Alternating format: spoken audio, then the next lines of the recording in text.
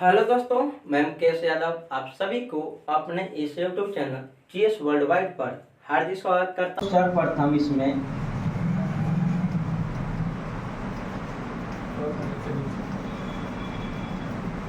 Biology यानी जीव विज्ञान,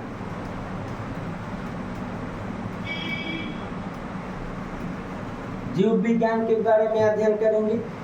तो कहा जाता है आपको कि जीव विज्ञान सर्वप्रथम शब्द किसने दिया था, यानी बायोलॉजी शब्द सबसे पहले किसने दिया था?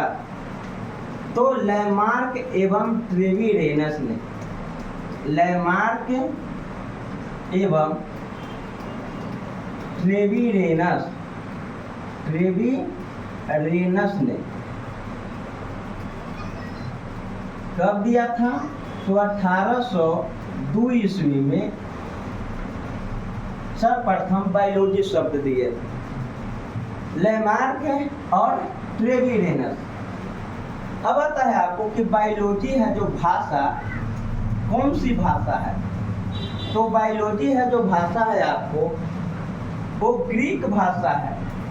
ग्रीक कहिए या इसी को है जो यूनान भाषा के नाम से भी जाना जाता है।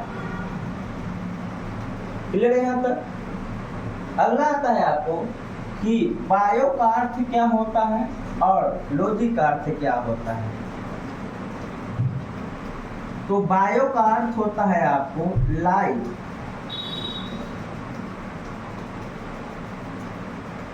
यानी जीवन, और लॉजी का अर्थ होता है टू स्टडी,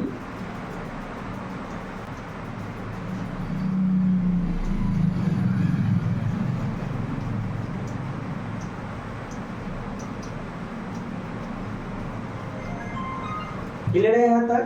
अगला पेज कैसे रहता है?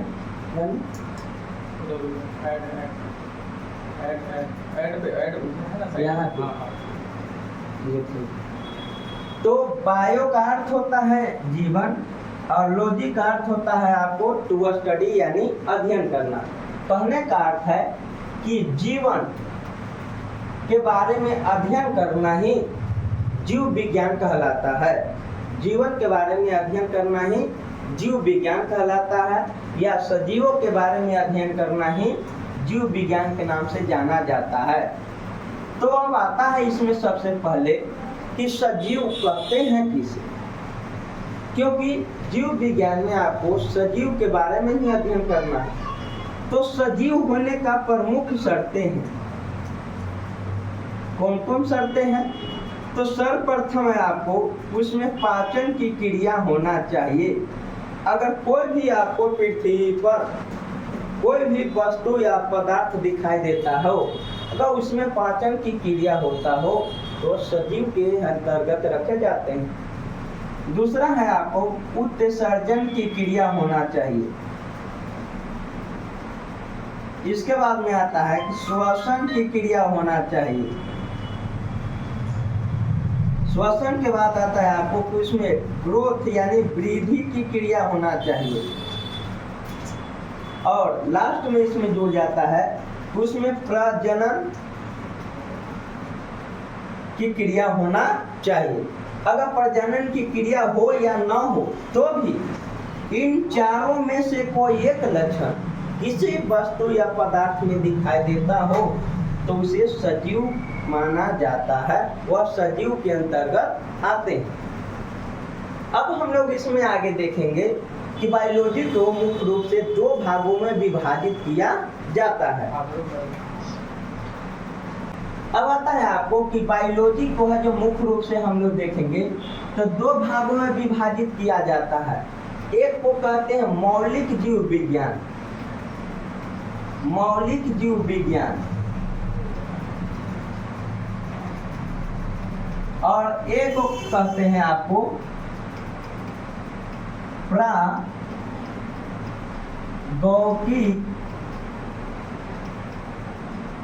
जीव विज्ञान।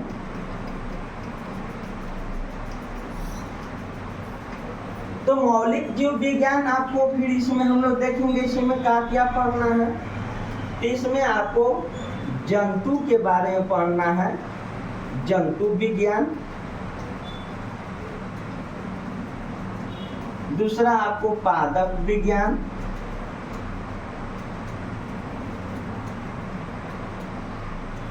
और तीसरा इसमें आता है मुख्य रूप से जिसको कहते हैं सूक्ष्म विज्ञान, सूक्ष्म विज्ञान।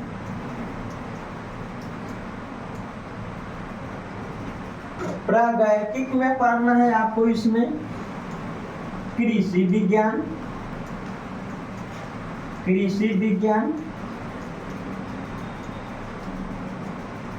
पशु चिकित्सक विज्ञान,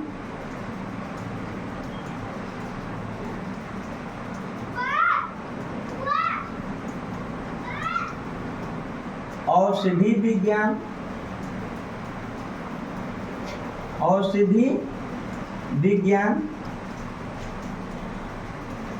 ये सब है जो आपको प्रागैतिक जीव विज्ञान में आपको पढ़ना है।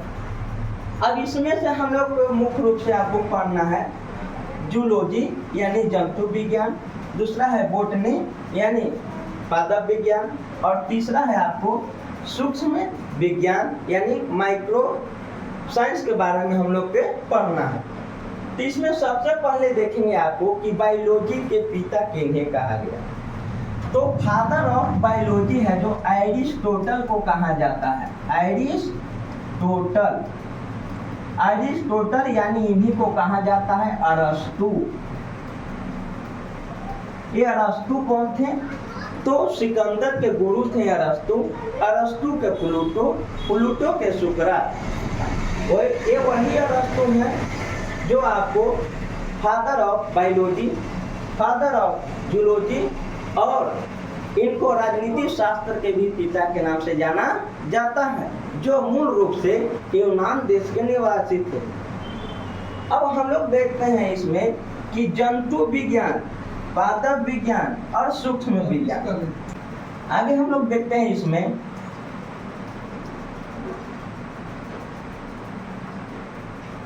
बायोलॉजी से संबंधित है जो मुख्य बिंदु। तो बायोलॉजी से संबंधित मुख्य बिंदु में आता है सर्वप्रथम आपको मोर्फोलॉजी, मोर्फोलॉजी जिसको हिंदी में अकारिकी के नाम से जाना जाता है। आखिर मोर्फोलॉजी होता क्या है?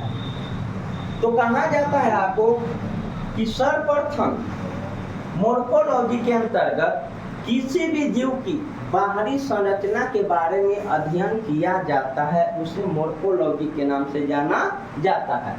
यानी कहने का अर्थ है किसी भी जीव के, किसी भी जीव के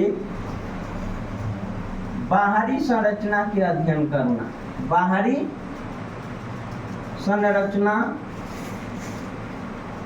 के अध्ययन करना क्या कहलाता है? तो मोर्फोलॉजी हिंदी में आकारिकी के नाम से जाना जाता है। जैसे मानव, जानवर, ये सब के देखिएगा तो हम लोग के बाहरी संरचना मुलायम है, लेकिन जब वही पेड़ पौधे की बाहरी संरचना देखते हैं तो उसका कठोर है। क्लियर है? तक दूसरा जो पॉइंट आता है आपको एनाटोमी, एनाटोमी जिसको हम लोग हिंदी में कारिकी के नाम से जानते हैं। ये कारिकी क्या है? तो किसी भी जीव के आंतरिक भागों के बारे में अध्ययन करना क्या कहलाता है? कारिकी कहलाता है। किसी भी जीव के आंतरिक संरचना के बारे में अध्ययन करना, आंतरिक संरचना के बारे में अध्ययन करना, के बारे में अध्ययन करना क्या कहलाता है आपको? कारिकी कहलाता है। जैसे मानव में हम लोग देखते हैं तो आंतरिक संरचना के बारे में हम लोग पता करते हैं, तो मांसपेशियां हो गया, हड्डी हो गए, ये सभी के बारे में आपको अध्ययन करना क्या कहलाता है आपको? एनाटॉमी। तीसरा में आता है आपको फिजियोलॉजी।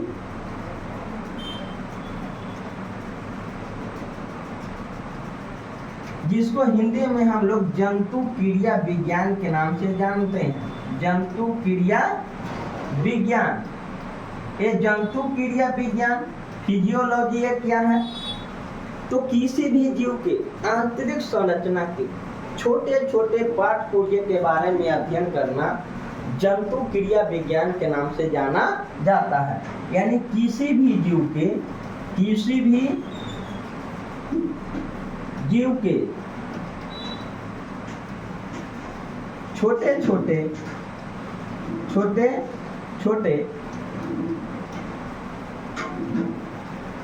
छोटे पार्ट पुर्जे के बारे में अध्ययन करना ही क्या कहलाता है? तो जंतु क्रिया विज्ञान के नाम से जाना जाता है। जैसे हम लोग देखेंगे कि मानव में आपको छोटे छोटे पार्ट पुर्जे के बारे में अध्ययन करना, जैसे किडनी का अध्ययन करना, तो किडनी के बारे में आपको अध्ययन करना है तो किडनी के अध्ययन कहलाता है आपको नेफ्रोलॉजी। तो यह जो हृदय के बारे में अध्ययन करना है तो हृदय के अध्ययन कहलाता है कार्डियोलॉजी। तो ये आगे चल के हम लोग देखें फेफड़ा के अध्ययन कहलाता है, तो फेफड़ा के अध्ययन कहलाता है आपको पुल्मोनोलॉजी। तो ये हो गया आपको प्रमुख बिंदु बायोलॉजी से संबंधित, मोर्फोलॉजी जिसको हिंदी में अकार्यकी, एनाटॉमी जिसको हिंदी में कार्यकी, और फिजियोलॉजी जिसको जंतु क्रिया विज्ञान के नाम से जानते हैं। तो आज इतना ही आपको क्लास रहने देते हैं। अगले वीडियो में इससे आगे हम लोग देखेंगे। जय हिंद, जय भारत।